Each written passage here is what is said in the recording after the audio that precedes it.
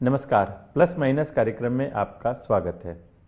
दोस्तों, पिछले दिनों हुए लोकसभा चुनाव में जिन 8 राज्यों में भारतीय जनता पार्टी ने 100% सीटें हासिल की, उत्तराखंड उसमें से एक है। ये राज्य उत्तर प्रदेश से वर्ष 2000 में अलग हुआ था, यानी अभी अपने यौवन काल में चल रहा है। यहाँ पर बद्रीनाथ, केदारनाथ, गंगोत्री, यमुनोत्री जैसे तीर्थ स्थल हैं और साथ ही मसूरी, नैनीताल, औली जैसे टूरिस्ट प्लेस भी हैं जो एडवेंचरिस्ट को अट्रैक्ट करते हैं। इन सबको देखें तो यहाँ पर विकास की बहुत सारी संभावनाएं हो सकती हैं, लेकिन स्वास्थ्य, पलायन, बेरोजगारी ऐसी समस्याओं से ये प्रदेश शुरू से जूझ रहा है। एक और खास बात इस राज्य की, यहाँ पर जब भी विधानसभा के चुनाव होते हैं सरकार हमेशा बदल जाती है, यानी कोई भी सरकार जनता की अपेक्षाओं पर खरा नहीं उतरती। अभी वर्तमान में यहाँ भारतीय जनता पार्टी की सरकार है जिसके पास 71 में से 56 सीटें हैं। इसका श्रेय बहुत हद तक जाता है यहाँ के प्रदेश अध्यक्ष अजय भट्ट को। उन्होंने स्वयं इस बार लोकसभा का इलेक्शन लड़ा था पहली बार और 3.5 लाख वोटों से उन्होंने जीत हासिल की और हराया भी किसको? कांग्रेस के दिग्गज नेता और पूर्व मुख्यमंत्री हरीश रावत को। आज प्लस माइनस में अजय भट्ट से बात करेंगे, लेकिन पहले एक नज़र उनके अब तक के राजनीतिक सफर पर। अल्मोड़ा के रानीखेत में पैदा हुए अजय भट्ट पेशे से वकील हैं। 1980 में बीजेपी में सक्रिय रूप से जुड़ने से पहले भट्ट विद्यार्थी परिषद से भी जुड़े रहे। जनसंघ के समय से ही इनका पूरा परिवार संघ से जुड़ा रहा है। पार्टी और संघ के समर्पित कार्यकर्ता होने के नाते इन्होंने पार्टी में हर छोटी बड़ी जिम्मेदारी सफलतापूर्वक निभाई है। 1996 में अजय भट्ट ने पहली बार रानीखेत से विधानसभा का चुनाव जीता। 2002 और फिर 2012 में रानीखेत का प्रतिनिधित्व किया। दिसंबर 2015 से लगातार अजय भट्ट उत्तराखंड बीजेपी के अध्यक्ष हैं। अजय भट्ट के नेतृत्व में पार्टी ने 2017 विधानसभा चुनाव लड़ा और 70 में से 57 सीटों पर विजय हासिल की। 2019 में अजय भट्ट नैनीताल से लोकसभा चुनाव जीते और इन्होंने कांग्रेस के दिग्गज और पूर्व मुख्यमंत्री हरीश रावत को रिकॉर्ड 3.5 लाख वोटों से हराकर पहली बार संसद पहुंचे। कार्य के प्रति इनकी निष्ठा और क्षमता को देखकर पार्टी ने प्रदेश अध्यक्ष के रूप में इनके कार्यकाल को 1 साल का एक्सटेंशन दिया है। सांसद के रूप में प्रदेश की राजनीति से देश की राजनीति में आए अजय भट्ट से प्लस माइनस प्रोग्राम में बात की साधना ग्रुप के सीएमडी राकेश गुप्ता ने। अजय जी, प्लस माइनस कार्यक्रम में आपका स्वागत है। आपके नेतृत्व में भारतीय जनता पार्टी ने पहले विधानसभा के चुनाव जीते और उसके बाद में लोकसभा के। पहले आपका नाम मुख्यमंत्री की रेस में भी था, लेकिन ना तो तब आपको कुछ सफलता मिली, ना अभी आपको केंद्रीय मंत्रिमंडल में जगह मिली। कैसा लगता है? Everything is predestine. मैं हमेशा इस पर चला हूँ, क्या हो रहा है ये नहीं देखा है। संगठन ने जब भी जो दायित्व दिया मैंने ना नहीं कहा, और जिस तरह से एक सैनिक पिट्ठू बांधे रहता है तो मेरा ब्रीफ केस तैयार रहता है, उसमें 2 जोड़ी कपड़े, तौलिया, पेस्ट, साबुन, और जहाँ पार्टी कहती है चले जाओ मैं चले जाता हूँ। ना नहीं कहा आज तक मैंने, और कभी मैंने आज तक टिकट नहीं मांगी कि मुझे टिकट दे दो। मुझे उत्तर प्रदेश के लिए मेरी पार्टी ने 96 में पहली बार टिकट दिया, विधायक बना, दूसरी बार, तीसरी बार, चौथी बार, 5वीं बार, 5-6 चुनाव लड़े, संभवतः 7वां चुनाव मेरा ये अभी नैनीताल ऊधम सिंह नगर क्षेत्र से सांसद का है। तो संगठन ही कहते जाता है आप यहाँ चले जाओ। इसलिए मैंने ये एक सिद्धांत बनाया है कि पार्टी तभी चलती है, अटल जी, अडवाणी जी, मोदी जी, सुषमा जी, जेटली जी, आप इनको देखिएगा, इन लोगों ने कभी मना नहीं किया है। अमित शाह जी आज हमारे जो अध्यक्ष हैं, जहां पार्टी ने लगाया वहां गए। राजनाथ सिंह जी, किसी को देख लीजिए। तो अगर मोर्चे पर लड़ाई चल रही हो और सैनिक कहते नहीं सर मैं फायर नहीं करता, नहीं सर सामने से मुझे डर है, कैसे चलेगा। तो पार्टी में ऐसे ही कार्यकर्ताओं को होना चाहिए कि वो डटे रहें, और फिर जो होना है होता है, वो तो है ही, रास्ता बनते जाता है।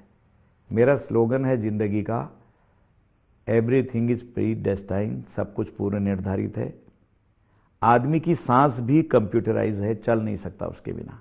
जब जाना होगा जाएगा, कोई रोक ही नहीं सकता है। और जाही विधि राखे राम ताही विधि रहिए, मैं इस पर रहता हूं हमेशा। कुछ भी हो जाए, लोग कहते तुम्हें फलाना बनना था, तुम्हें ये बनना था, तुम्हारा डिसाइड हो गया था, लास्ट में उसने लॉबिंग कर दी। मैं हंसता हूं अंदर अंदर ही, भाई भाग्य में जिसके उसको होगा। मुझे संगठन का काम करना है, मेरे और मित्रों को और काम करने, हम एक ही तो हैं। पार्टी संगठन में काम देती है, जब तक उपयोग समझती है देगी, जब उपयोग नहीं होगा कुछ तो फिर और काम होते हैं, बैठक के काम होते हैं, बैठने के काम होते हैं, थिंक टैंक के काम होते हैं, ये सब चलते रहता है। बहुत अच्छे, एक अनुशासित सिपाही की तरह से, अनुशासित कार्यकर्ता के रूप में आप पार्टी के साथ जुड़े हुए हैं। ये जो पिछले दिनों चुनाव हुआ, आपने लोकसभा का पहली बारी चुनाव लड़ा और 3.5 लाख के मार्जिन से आप जीते, और हराया भी किसको?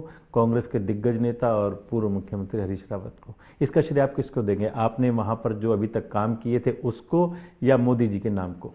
देखिए, हरीश रावत जी 3 बार मेरे सांसद रहे और मैं 3 बार उनका विधायक रहा, अगल बगल के हैं। उनका मेरे बड़े भाई हैं, उम्र में मुख्यमंत्री हैं, कांग्रेस पार्टी के नेशनल जनरल सेक्रेटरी हैं। उनका मेरा हमेशा सैद्धांतिक मतभेद रहा है। वो तो मैं बहुत इज्जत करता हूं, अपने से बड़े कोई भी हों, लेकिन सिद्धांतों से कभी समझौता नहीं किया। इस बार भी मेरी पार्टी ने, केंद्रीय नेतृत्व ने कहा आप चुनाव लड़ जाओ। मुझे तो पता भी नहीं था औख हो, न तो कोई तैयारी थी न कुछ था, लेकिन चले गए। कभी भी छूटी पहले कि मुझे तो चुनाव लड़ा दिया मेरे और हरीश रावत जी जैसे दिग्गज से। हालांकि मैं नेता प्रतिपक्ष रहा, वो मुख्यमंत्री थे, तो हमारी खूब, जिसे गुर्दाफानी कहते हैं, खूब होती थी हर चीज पर। मुझे ये कहने में कतई गुरेज नहीं है कि ये सारी कृपा जहां हुई है ये नरेंद्र मोदी जी की हुई है। सारी कृपा, हम जैसे लोग निकल गए झटके में, और वो भी इतने बड़े मार्जिन से। मैं तो सोच रहा था यार थोड़ी से वोट से, 10-5 वोट से भी निकल जाए तो अच्छी बात है, परंतु मोदी जी के नाम का इतना बड़ा अंदर करंट था कि जिसको लोग समझ नहीं पाए कोई भी। संभवतः किसी हमारे केंद्रीय नेतृत्व को पता होगा तो होगा, वरना इतना बड़ा होगा नहीं होगा, किसी को कल्पना नहीं। क्योंकि 284 के बाद 303, 353 एलाइज मिलाई के सारे जितने भी लोग हैं हमारे, एलआई जितने भी हैं, तो अब आप बताइए कि कितनी बड़ी बात थी। इसलिए सीधे से माननीय नरेंद्र मोदी जी को है कि उन्होंने संसद दिखा दी, संसद तक दिखा दिया। अब आगे हम कैसा काम करेंगे, सांसद लोग जितने भी आए हैं हम चुन के, ये हम पर डिपेंड करता है। मैं तो अपने साथी सांसदों से, जो 2-4 मेरे मित्र हैं, कहता हूं अगर तुमको अपने पर घमंड है तो पार्टी छोड़ के जाओ बाहर, और तब लड़के आओ, तब पता लग जाएगा आपको आप कितने गहरे पानी में हो। ये संगठन की कृपा, नरेंद्र मोदी जी का जादू, अमित शाह जी का जो सिलेक्शन करने का संगठनात्मक शैली उनकी है पुष्ट, उसकी ताकत, और जनता का इलेक्शन पूरी तरह जनता ने ले लिया। यानी कि 96-97 साल की माता जी, अम्मा, दादी, जो भी कहें हम, उनके दिमाग में मोदी बैठे हैं। लोगों ने वोट बीजेपी या कमल को नहीं दिया, उन्होंने सीधा सीधा मोदी जी को दिया। मोदी जी के नाम पर कमल को दिया। हाँ, बिल्कुल प्राय बन गए थे मेरी नजरों में, कमल और ये प्राय बन गए थे एक दूसरे के, मोदी जी। तो दिलों को जीतना, मैं लोगों से कहता भी था कि मोदी जी साधारण आदमी नहीं है। लोग कहते थे ऐसा नहीं होगा, ये होगा, आएंगे नहीं आएंगे। मैंने कहा देखो भाई, मैं जीतूं या नहीं जीतूं मैं नहीं जानता, परंतु वो असाधारण आदमी है, कोई अवतार है। रेडी लगाने वाला, चाय बेचने वाला, पान वाला, 3 व्हीलर चलाने वाला, रिक्शा चलाने वाला, बाल काटने वाला, किसान, जवान, बच्चे, मोदी मोदी मोदी।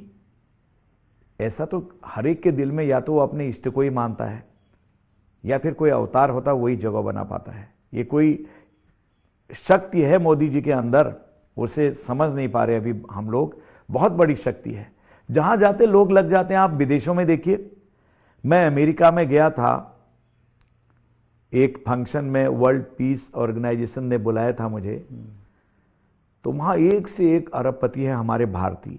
एक ने हमको भोजन दी, सुधीर पारिक जी, उनको पद्मश्री भी मिली है यूएस में। तो वहाँ गया तो कहे साहब हमारी इतने बड़ी चीज़ों की कोई इज्जत नहीं है यहाँ। वहाँ कलाम साहब का चित्र था, अटल जी का था, अडवाणी जी, कई लोगों के चित्र थे पुराने राष्ट्रपतियों के, उनके घर में सब जाते थे। उन्होंने 2-2.5 हज़ार लोग बुलाए थे उस दिन, हम लोग गए थे एक डेलीगेशन में।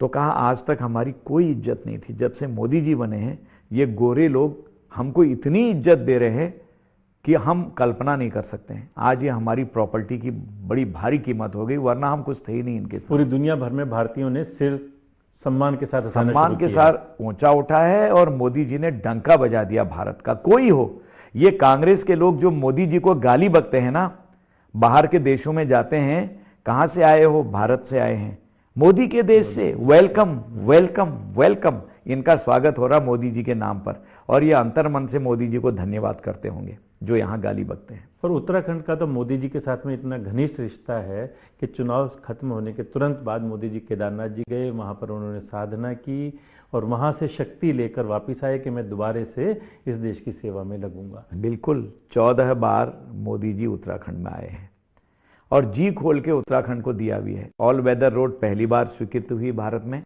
12,500 करोड़ रुपए उत्तराखंड को मिली। 4 धाम में कभी किसी ने सोचा नहीं होगा ट्रेन जाएगी, आजकल टनल खुद रही है। मैं खुद देख के आया हूँ, ऋषिकेश में कोई चले जाए, पुल बन रही है, टनल खुदने लग गई, अंदर तक चले गई है। कायाकल्प हो रहा, हमको निफ्ट मिल गया, हमको नाइलेट मिल गया, हमको नेशनल लॉ कॉलेज मिल गया। लगातार जो चीजें मांग रहे हैं देवभूमि में वो मिलते जा रहा है। बद्रीनाथ केदारनाथ आते ही हैं। केदारनाथ जी जिसने देखा होगा 2013 की जो भयंकर आपदा आई थी, मैं लीडर अपोजिशन था, मैं अंदर गया था, जो कमरा जितना बड़ा था उतनी लाशों से पटा था। सरकार ने उस समय कनात लगा दी थी, सीधे मंदिर तक पहुंचने के लिए देखने नहीं दिया था। अजय जी, उसी समय की अगर हम बात करें तो आपने अपोजिशन में रहते हुए सरकार पर भी और ब्यूरोक्रेसी पर भी आरोप लगाए थे कि जो पैसा प्राकृतिक विपदा के नाम पर उत्तराखंड में आया है एनडीआरएफ का और बाकी भी, उसके अंदर बहुत दुरुपयोग हुआ है, उसमें बहुत ज़्यादा बेईमानियां हुई हैं। आपने ये सब आरोप लगाए, लेकिन बाद में आपकी सरकार आने के बाद उसमें से कोई भी आरोप आप साबित नहीं कर पाए। नहीं, एसआईटी बैठी है उसमें, अभी साबित नहीं होने का सवाल नहीं है, साबित हो सकता है। कैलाश खेर जी को एक गीत बनाने का उनको पैसा दिया था, उसका भी हमने विरोध किया कि आपने आपदा के मत से क्यों दिया, किसी और फंड से देते। ठीक है, गीत बनाया आपने वहाँ, अच्छा किया। हमारी सरकार ने भी इत्तेफाक से माननीय त्रिवेंद्र सिंह रावत जी के ज़माने में फिर से एक चेक काट दिया था, उनका जो रेस्ट अमाउंट था, बचा हुआ अमाउंट जो था, तो वो काट दिया था। मैंने याद दिलाया मुख्यमंत्री जी को कि ये तो होना नहीं है, मैंने खुद उठाया लीडर अपोजिशन में, और उन्होंने तुरंत वो काट के दूसरे मत से पैसा दिया। क्योंकि पहली सरकार के साथ एग्रीमेंट हुआ था, तो हम लोग बहुत शिष्ट और शालीन लोग हैं भारतीय जनता पार्टी के। पिछली सरकार ने अगर कोई सौदा किया है उसको हम तोड़ते नहीं हैं, क्योंकि जनहित का था, जो गीत बना था जनहित में बना था, लेकिन वो आपदा के मत से बना दिया था, इसलिए हमने उसका विरोध किया था। हमने एनएच का मामला उठाया 74 का 600 करोड़ रुपए का। तत्कालीन माननीय मुख्यमंत्री जी हरीश रावत जी थे, मेरे भाई जिनके साथ मैं चुनाव लड़ा हूं, वो दब गई फाइल।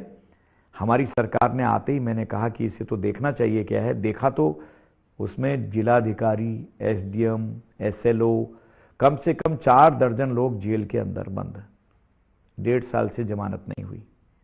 इसी तरह से हमने विपक्ष के रहते हुए, लीडर अपोजिशन रहते हुए, छात्रवृत्ति घोटाले का मामला उठाया। एसटी और एससी की छात्रवृत्ति खा जाते थे कई स्कूल, सरकारी कर्मचारी सब मिलके। लोगों ने मजाक बनाई, वो भी ठंडे बस्ते में डाल दिया, कुछ नहीं है कह दिया। आज एसआईटी गठित हुई, पूरे एससी जितने भी छात्र हैं उनके नाम हैं, फलाने जी फलाने जी फलाने जी, रजिस्टर मेंटेन है, पैसा ले रखा है, फिजिकल वेरिफिकेशन किया गया, गांव में पूछा गया, उस नाम के ही लोग नहीं थे, खाली अखबारों में पन्नों में थे रजिस्टर में। अब जेल में जा रहे हैं, कोई 20 करोड़ लिए, कोई 4 करोड़ लिया, कोई 51 करोड़ लिया, किसने 30 करोड़ लिया। इस तरह से लूट हुई उत्तराखंड में कांग्रेस के ज़माने में। हम लोगों ने बहुत बचाने का प्रयास किया और आज हमारी सरकार जीरो टॉलरेंस पर काम कर रही है। आपने कांग्रेस के समय की जो ये सब घोटालों की बात की है कि ये सब हुआ और आप उसकी जांच करें, लेकिन आपके समय में भी जो उत्तराखंड की जो 3 मुख्य समस्याएं हैं, एक पलायन की, एक बेरोजगारी की और तीसरी स्वास्थ्य की, ये तीनों समस्याएं आज भी कमोबेश वही हालत में है। हम इस सब पर चर्चा करेंगे एक छोटे से कमर्शियल ब्रेक के बाद।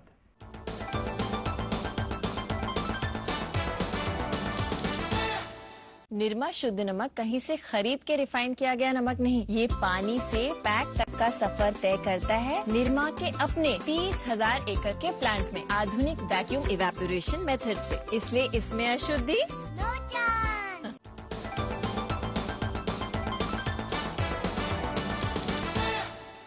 ब्रेक के बाद प्लस माइनस में आपका एक बार फिर स्वागत है। आज हमारे साथ हैं उत्तराखंड के अध्यक्ष भारतीय जनता पार्टी के अजय भट्ट जी। अजय जी, हम बात कर रहे थे कि वहाँ की मुख्य रूप से 3 समस्याएं हैं, स्वास्थ्य, पलायन और बेरोजगारी। हम एक एक करके इस पर चर्चा करेंगे। सबसे पहले हम पलायन पर आए। जो सरकारी आंकड़े हैं उसके हिसाब से भी हजारों गांव खाली हो चुके हैं और 400 गांव तो ऐसे हैं जहां की आबादी 10 व्यक्ति से भी कम है। इसके लिए सरकार क्या कर रही है? किसी भी सरकार ने बहुत गंभीरता से इस पर विचार नहीं किया। जब जब हमारी सरकारें आई तो हमने पर्वतीय क्षेत्र में इंफ्रास्ट्रक्चर डेवलप करके लोगों को वहाँ आने का न्योता दिया, चाहे खंडूरी जी रहे हों, पोखरियाल जी रहे हों, या अब त्रिवेंद्र जी रहे हों, या कोश्यारी जी रहे हों। इस समय हमने एक आयोग का गठन किया और उस आयोग ने जो अपनी रिकमेंडेशंस दी हैं उस पर हमारा तेजी से काम चल रहा है। हम लोग होम स्टे पर ज़्यादा जोर दे रहे हैं। उन मकानों में घास उगी है, बंदर किलकारियाँ मार रहे हैं, सांप बिच्छू हैं। हमने सबको न्योता दिया है, या तो ये ज़मीन सरकार को दो, आप लीज पर किराया ले लो ताकि हम होम स्टे करें हर गांव में, या फिर आप चलाओ, हम सुविधा देते हैं। लेकिन वो लोग वापस आएँ तो किस भरोसे आएँ? वहाँ पर उनके लिए कोई रोजगार की व्यवस्था हो, उनके लिए स्वास्थ्य केंद्र हो, वहाँ पर उनके लिए रहने के इसी चीज़ को तो हम ठीक कर रहे हैं। हमारा ध्यान क्या है हमारी सरकार का? एक तो है हमारा कनेक्टिविटी, दूसरा है हमारा वहाँ पर इंफ्रास्ट्रक्चर डेवलप करना, मेडिकल फैसिलिटीज़ हैं, एजुकेशन अच्छी हो जाए। मेडिकल फैसिलिटीज़ के नाम पर तो पिछले साल की भी कई घटनाएं हैं जहाँ पर महिलाओं ने सड़क पर बच्चों को जन्म दिया है, हॉस्पिटल में उनको जगह नहीं मिली। हाँ, स्वीकार कर रहा हूँ मैं, कई जगहों पर हुआ है ऐसा। सवाल क्या है कि जो कांग्रेस की सरकार बीच में रही उसने सारी चीज़ें हमारी तहस नहस कर डाली। हमने 108 नाम की एक मेडिकल वैन चलाई जो तुरंत फ़ोन करने के 10 या 15 मिनट में आपके पास पहाड़ी क्षेत्रों में आ जाती थी, हर विकास खंड में रखी। कांग्रेस की सरकार के दौरान वो तहस-नहस कर दी गई क्योंकि वो भारतीय जनता पार्टी की स्कीम थी, उससे प्रचार होता था। अब हमारी सरकार आई है, दोबारा से एक नया बेड़ा हमने लिया है। करीब करीब 70-80 गाड़ियां हमने खरीदी हैं जिस पर आजकल काम चल रहा है। उसकी सारी चीज़ें फिट हो रही हैं, उस पर जो एम्बुलेंस है उसमें ऑक्सीजन सिलेंडर कैसे रहेगा, पैथोलॉजी कहाँ रहेगी, क्या रहेगी, इस तरह से हम दोबारा से उस स्कीम को जीवित कर रहे हैं। एक तो ये रहा। पहली बार 17-18 साल आज़ाद हुए, आज़ाद क्या, सेपरेट हुए हमको, एक किस्म से हम अलग हुए उत्तर प्रदेश से, तो पहली बार हर हॉस्पिटल में एक डॉक्टर दिया हमने। आज तक था ही नहीं कोई, फार्मासिस्ट नहीं थे। जो सफाई कर्मचारी थे, हरी गोली लाल गोली, ये बुखार की, ये दस्त की, ऐसे देते थे। हमने पहली बार दुरुस्त करी और जिला चिकित्सालयों में 2-2 आईसीयू पहली बार हमने लगाई हैं। ई पैथोलॉजी हमारी हो गई है। हमारी कोशिश अच्छी हो रही है कि हम इसको ठीक ठाक तरीके से संभाल रहे हैं। अभी जो बिगड़ी व्यवस्था थी और काफ़ी हद तक संभाल दिया है। स्वास्थ्य को चुस्त और दुरुस्त करना हमारी पहली प्राथमिकता है। अजय जी, एक बहुत बड़ी तीसरा आपने एक और पूछा था, बेरोजगारी में। बेरोजगारी, जी, बेरोजगारी एक बहुत बड़ी समस्या उत्तराखंड की है और प्रधानमंत्री मोदी जी का सपना है कि हम 2022 तक पूरे देश भर में किसानों की आय को दुगुना करेंगे। उत्तराखंड में औषधीय पौधों का बहुत अच्छी फसल हो सकती है, बहुत अच्छी वहाँ की क्लाइमेट इसके लिए अनुकूल है। लेकिन अभी उत्तराखंड में हो क्या रहा है कि जितनी भी खेती है ज़्यादातर बड़ी बड़ी कंपनियों के हाथों में आती जा रही है और उसके कारण से छोटा किसान बेरोजगार होता जा रहा है। ऐसा नहीं है। हम लोगों ने किसानों को खाद, बीज, पानी, और केंद्र तो आप 6,000 रुपये साल दे ही रहा है। इन सारी चीज़ों को समय पर दिया है और किसान को ब्याज रहित ऋण देने वाला हमारा प्रदेश पहला प्रदेश है। पहले 2% पर हमने स्टार्टिंग में दिया, लेकिन आज हम ब्याज रहित ऋण दे रहे हैं। कुछ भी करे किसान, उसके लिए सारी चीज़ें। और जो आपदाएं आती थी, जो केंद्र की गाइडलाइन है वो तो बदल ही गई हैं, हमने उसको भी बदल दिया। हमने छोटे छोटे जो इलाके हैं उनको इकाई मान के किया, जिलों को नहीं, ब्लॉक नहीं। हमने जो न्याय पंचायत क्षेत्र हैं वहां की आपदा को भी ले लिया, जबकि उसमें यह था कि ब्लॉक का इतना भाग होना चाहिए, पहले जिलों का था, पहले इसका था। तो हमने छोटे छोटे जितने भी, अगर सिंगल गांव में भी अगर कोई बादल फट रहा है, हमारे वहां बादल फटना ही कहते हैं, जब बादल फटता है पूरी धूप आई रहती है, यहां धूप खिली है, ऊपर से आएगा बहुत बड़ा अंधड़, वो बहा के ला रहा है, आपको पता ही नहीं होगा, यहां जो होगा वो उड़ जाएगा उसके साथ। जमीन से पत्थर, मिट्टी, पेड़ अपने साथ लाता है। तो इसलिए हमने उसके लिए भी पहले से ही डिक्लेयर कर दिया, अगर एक गांव में भी आपदा आती है उसको भी आपदा के मानकों में लिया जाएगा। बेरोजगारी के लिए हम लोगों ने बैकलॉग जितने हैं उसमें हम नौकरियां दे रहे हैं।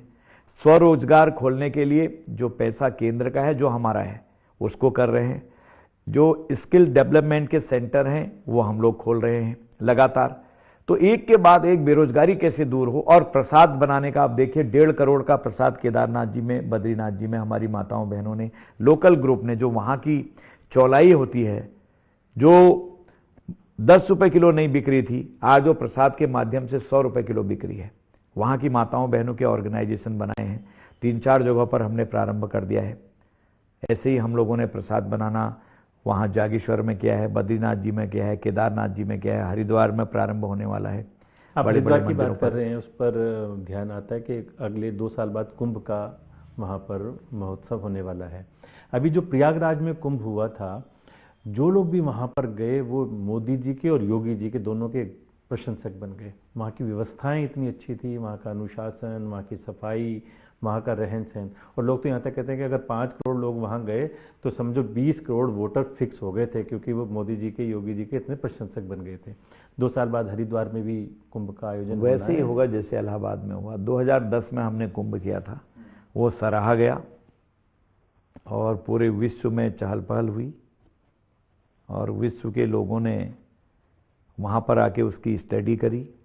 8 करोड़ लोग उस समय आए थे, 8 करोड़, जो नासा ने ऊपर से मैप से बताया हम लोगों को।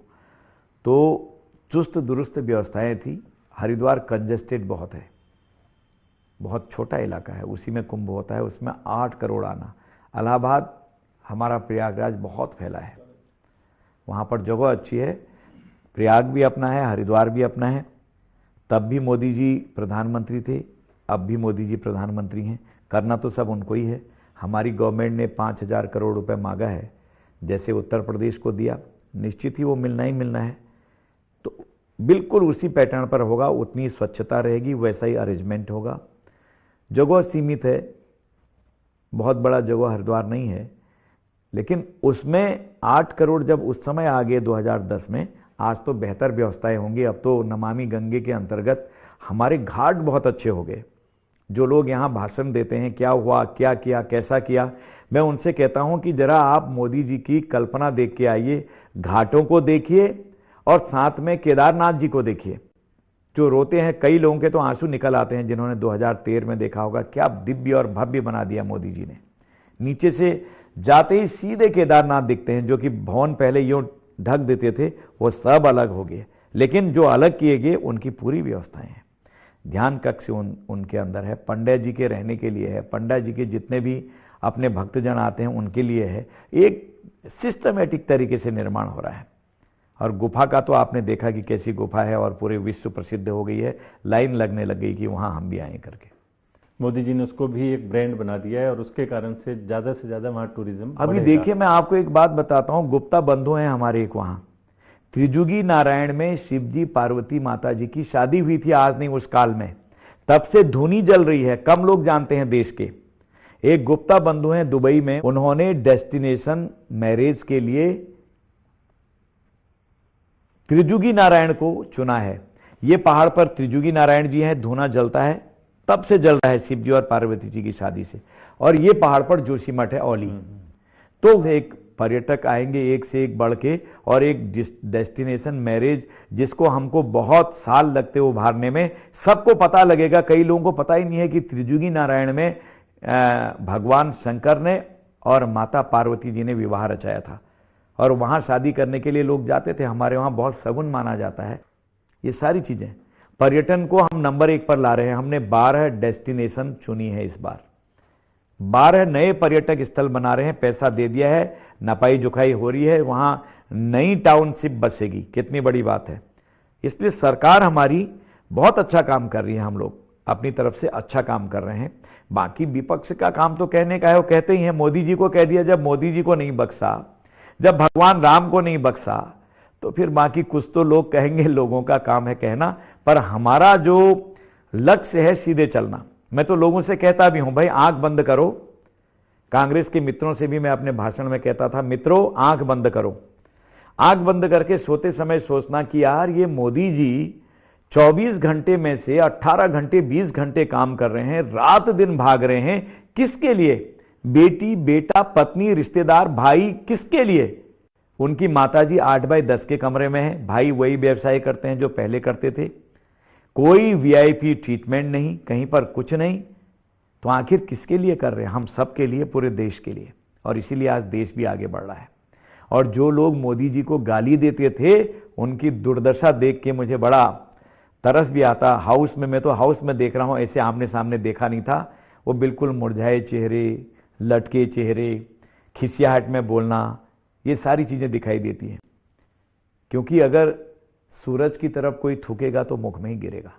अजय जी, आपने बहुत अच्छे विश्लेषण किया है पूरी राजनीतिक परिस्थिति का, और हम उम्मीद करते हैं कि उत्तराखंड निश्चित रूप से विकास के पथ पर चलेगा। और जितनी अपार संभावनाएं वहाँ पर हैं, टूरिज्म को लेकर के भी और बाकी चीज़ों को लेकर के, आप पार्टी का नेतृत्व कर रहे हैं, वहाँ पर निश्चित रूप से सरकार सफल होगी। और आप पहली बारी लोकसभा में पहुँचे हैं, आपके लिए भी बहुत बहुत शुभकामनाएं। चलते चलते एक बात आपसे पूछना चाहेंगे कि यदि आपको पार्टी नेतृत्व कहे कि आपके पास में चॉइस है कि आप पार्टी का प्रदेश में नेतृत्व करना चाहते हैं या केंद्र में सरकार में शामिल होना चाहते हैं, आपका प्रेफरेंस क्या होगा? मेरी कोई चॉइस नहीं। जय विधि राखे राम, ताहि विधि रहिए। जो भगवान को मंजूर होगा वो, और पार्टी जहां ड्यूटी लगा देगी वो। मुझे अंडमान निकोबार भेज दे या फिर मुझे हिमालय की कंदराओं में भेज दे, जब तक मेरे शरीर में खून है, जितना उपयोग पार्टी का हो सकता है उतना करे, उतना काम करेंगे। मैंने एक सिद्धांत जीवन का बनाया है कि पार्टी ने कोई कठिन से कठिन काम दे और एक बार पार्टी कहे कूद जा, तो मैं कूद जाऊंगा, बिना पूछे कि इसका परिणाम क्या होगा। क्योंकि जब तक पार्टी का कार्यकर्ता अनुशासन में रह के आज्ञा का पालन करना नहीं सीखेगा, तब तक पार्टियां डूब जाती हैं। आपने देखा होगा, आज भारत की नहीं विश्व की नंबर 1 की पार्टी इसीलिए बनी कि अटल जी, अडवाणी जी, और जब 4-5 लोगों ने इसको बनाया था उस समय जनसंघ के जमाने से आज तक देखिए त्याग ही किया है लोगों ने। कुछ तो ऐसे लोग हैं जिनका पता भी नहीं वो पार्टी के थिंक टैंक हैं, बताते भी नहीं।